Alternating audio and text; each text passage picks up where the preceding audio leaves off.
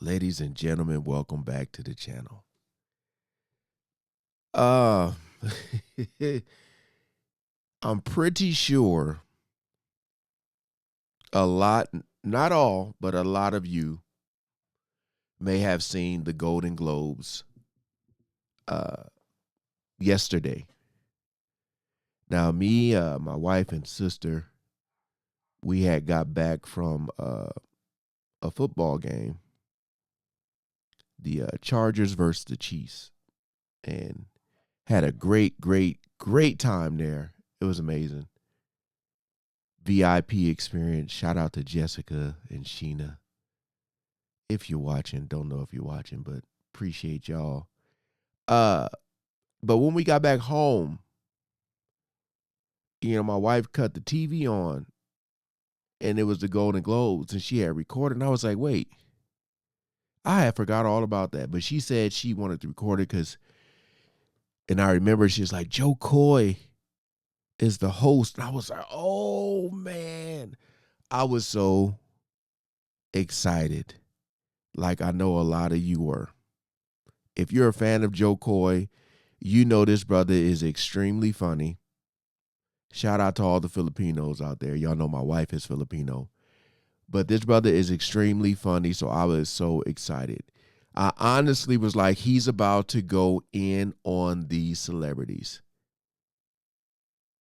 Because in my mind, I was just thinking of Ricky Gervais, who just annihilated that audience. But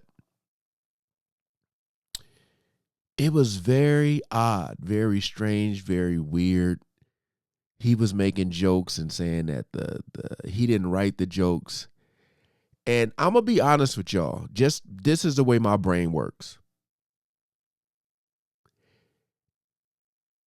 It was so bad to the point where I think he's going to use this in his stand-up material. Like I think he's that smart cuz he said at the last minute they called him to host cuz nobody wanted to host. So he did it and he probably knew people weren't going to maybe warm up to his jokes. I don't know. I'm just saying. But this will be a great, because I haven't seen any videos, not saying he hasn't talked about it, but for him, if he talks about this in his stand up, oh, it'll be great. Matter of fact, his monologue, the views on that video has less amount of views just from that short clip of what he said about Taylor Swift. And then she went and was sipping the wine or whatever. And everybody was like, damn, look at her face. And that video of her, that little quick video, has more views than his actual monologue. Because, people love Taylor Swift. But I think the joke he was trying to make is like how the camera and the media always showing her. Like at the football games, how many times they got to like, if Travis Kelce does something, they show Taylor Swift. Just what that's what it is. That's what it is. But, ooh, as a fan of his, I've seen this brother live so many times and go continue to watch him live because he's extremely funny. That was hard to watch. Actually, the whole I never really watched the Golden Globes like that. Like I never really sit down and watch the whole show, but I kind of was interested in just to see like what his jokes were going to be throughout. But the audience, man, was just like, I mean, I thought he was going to come out and talk about Epstein Island. I thought he was going to like, really, because of all the stuff that's already happened so far, I really thought that he was going to go in, and he really didn't. I wonder if he was restricted a little bit, if you know what I mean. But I seen some comments where people were saying like, "Oh man, they'll get anybody to host. Who's this guy?" And I mean, hey, maybe they didn't know who Joe Coy is, but Joe Coy been doing comedy since like the 90s. So his resume is huge. But my whole thing was like, just all the little skits that they were doing, like when the presenters would come up and they would do their little, even Will Ferrell and shoot, I forget her name from Saturday Night Live. I was It was one of them things, if you know, you know. They were doing this little dancing thing, but I mean, I guess it was funny, but overall, I mean, the funniest thing I think I heard was when Will Ferrell said it smells like hot sushi in here.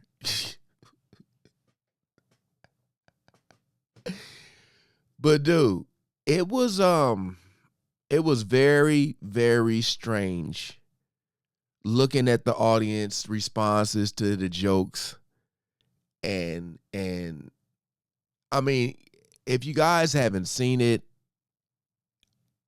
if you want to, go ahead, I guess, so you can understand what I'm saying. But check the whole vibes out with everybody. You know, these elites, these Hollywood elites, and these, you get in that room. And hey, who designed that room? Why did they choose to do it there? Or they need to get better tables, because I remember Ali Wong won an award, and if you it it took her longer to get to the stage than her speech was. Like she had to come way from the back and zigzag, and then she's like, which way do I go? It was crazy. I'm trying to hurry up and do this video before the noise starts again. I looked out the window and those guys doing construction are on a lunch break. If you guys don't know, I had a video I posted about the noise we woke up to, which we knew they were doing construction in the neighborhood, but we just didn't know it was going to be that. Like my house was literally shaking. It really felt like an earthquake because they were using like a jackhammer, and yeah, but